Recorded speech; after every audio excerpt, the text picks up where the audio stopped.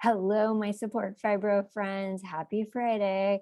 I am Melissa Tolar. I'm the executive director of the Support Fibromyalgia Network, and I'm also a board certified functional medicine coach. I am very tired right now. I took a very early flight. I'm on the half of the leg of the trip. I'm headed to Washington, D.C. tomorrow. It's exciting, and it's such a treat because I get to see Brandy in person. So I know I'm missing her here. Her head should be right here, replacing in this live. But it's always fun to see her in person. We're going to be planning some new things for the Support Fibromyalgia Network coming up. We're going to be at a Patients Rising Now Pill Day with other chronic illness advocates. And then we also will be attending the Brain Initiative at the NIH. So a lot of things to have updates for, and stay tuned for those posts coming soon. Now, with this, I wanted to just mention a lot of content has been coming out for the Fibromyalgia Awareness and Advocacy Month, including, oh yes, don't forget, this is the encore weekend of the Freedom from Fibromyalgia Summit. Go watch the panels. I'm going to be rewatching a lot of the panels and taking notes. There's good stuff from Dr. Neil Nathan, and of course, I'm biased. Dr. Terry Walls is always great to hear from, and the stuff that she talks about too. So don't miss out on some of the panels. I did learn a lot from Dr. Neil Nathan. He gives something else that I could use and maybe trust, because I did have a TBI. So it's quite fascinating, the information he gives. And so with all of this, a lot of you have been asking questions. So to kind of top level it a little bit more, is these myths and facts for fibromyalgia that you might see floating around the internet.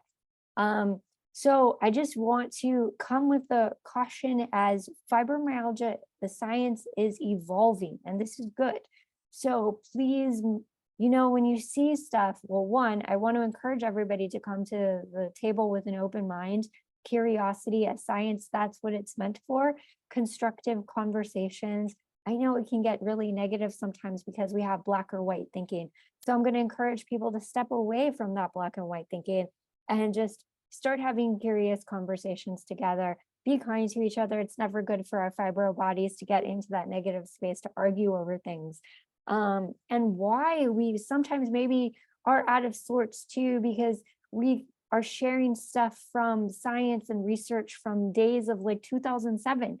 Their science is evolving, brain tools and brain technology are changing, and this is exciting. We need to bring it into the fibromyalgia space. We need more funding for research for fibromyalgia. That's what we fight for, so we can get robust research studies with more patients involved.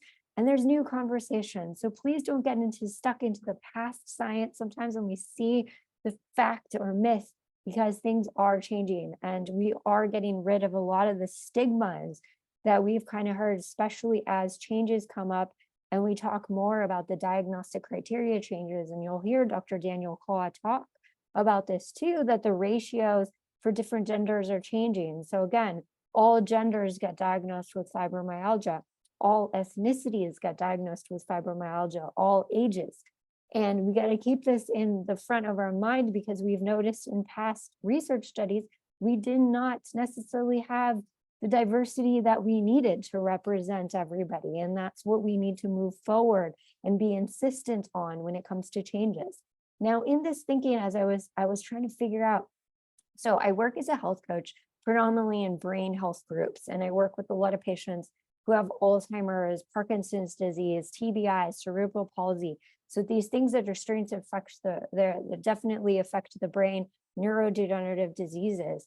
And one thing I was thinking about last night as I couldn't sleep, because it's always hard for me to wake up really early in the morning and then sleep, was that MoCA test, right? I've done some MoCA assessments with clinical groups for Alzheimer's, but I got curious to see. I was like, what if we did the MoCA test on a group of fibromyalgia patients and then compared it to early onset dementia patients within the similar age range? Has that? And so before I did this video, I actually was like, let me put this up for a second. And oh my gosh, I found something for us to share. And again, this is why, if you have research to share, please share it if you found something interested, because diving into this is so fascinating to me, and that there's other researchers thinking along the same lines, and I really got to get in touch with them. So there is the Montreal Cognitive Assessment Test, MoCA.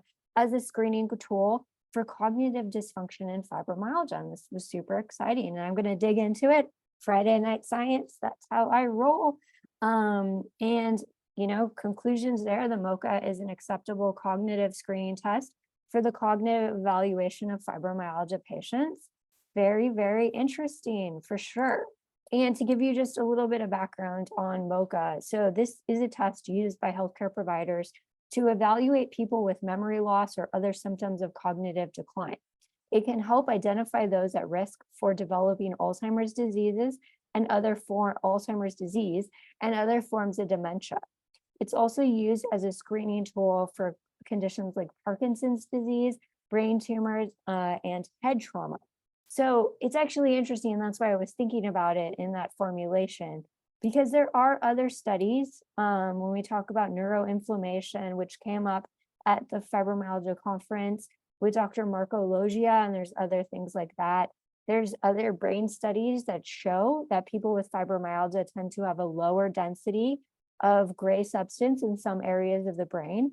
So they're really evaluating like the prefrontal cortex, the posterior type cortex. And I forget the areas of the brain that they've really looked at. I know hippocampus comes up a lot. So this is where, and I think there has been a study on volumetrics with hippocampal volume decreases.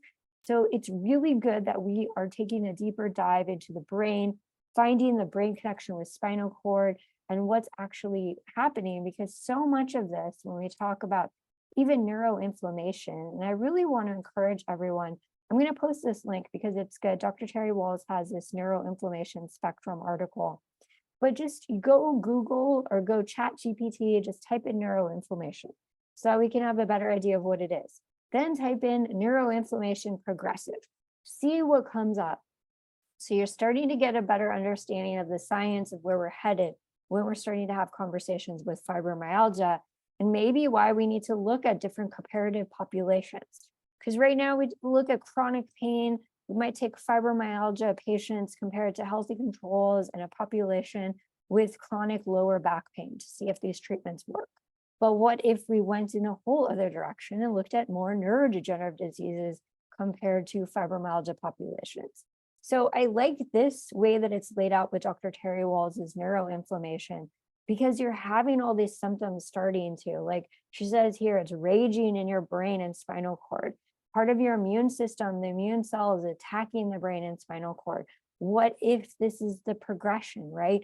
Our bodies can't handle that much inflammation constantly, chronic inflammation, chronic immune system dysfunction, and especially when it's happening in the brain. So what is this when we're talking about progression of disease, progression into other disease states? So really sit back and let that like sink in a little bit more when you're starting to see these myths and facts out there. Again, on research that potentially it was coming out in 2007 and 2013. 2007 is a long time to give some definitives. So that's why I'm saying I'm excited that there's new science out there, and especially in the brain health space, there's so much new science that we can kind of learn, like the glial cells and its place in the brain and its role, microglial and technology. We're doing more advanced scans, more integration and understanding how the brain works. So this is great stuff. And then here she like leads into disease state and diagnosis. So this is all where the thinking is going. And I just want to encourage people to just come open mind, curious to some better science conversations as we understand things, and even with mechanisms within the amplification of pain. Because I know we talk a lot about amplification of pain, but there is also the mechanism of the inhibitory pathways of pain. So you have the pathway, you have different pathways. So is it dysfunction on both sides? Is it both? And so these are like good conversations to have overall. So keep having them. Please be constructive. Please be kind to yourself. Be curious. Share research that you've seen, and let's move this forward into a new decade of medicine. Thanks again, everybody. Please tune in to the Freedom from Fibromyalgia Summit Encore series. We'll do a recap. Share what you learned, what your favorite learning things were, tips and tricks you learned from the summit. It'd be great to know. so that we can hone in and maybe provide more education content for you as we move forward. Stay tuned for a bunch of posts from Brandy and I, because we always have some fun when we are in person. We don't get an opportunity enough since I'm in Southern California and she is in South Carolina, so it is quite the distance. So we'll be posting and sharing, and then we'll get to see some of our good friends, like Danielle is going to join us. I'm excited about that. And we have other chronic illness advocates that we're going to get to see. Finally, we get to see them in social media, but it's really nice to be at Capitol Hill advocating in person with all of them. So again, thank you for tuning in. I will talk to you soon, and you'll learn more this coming weekend.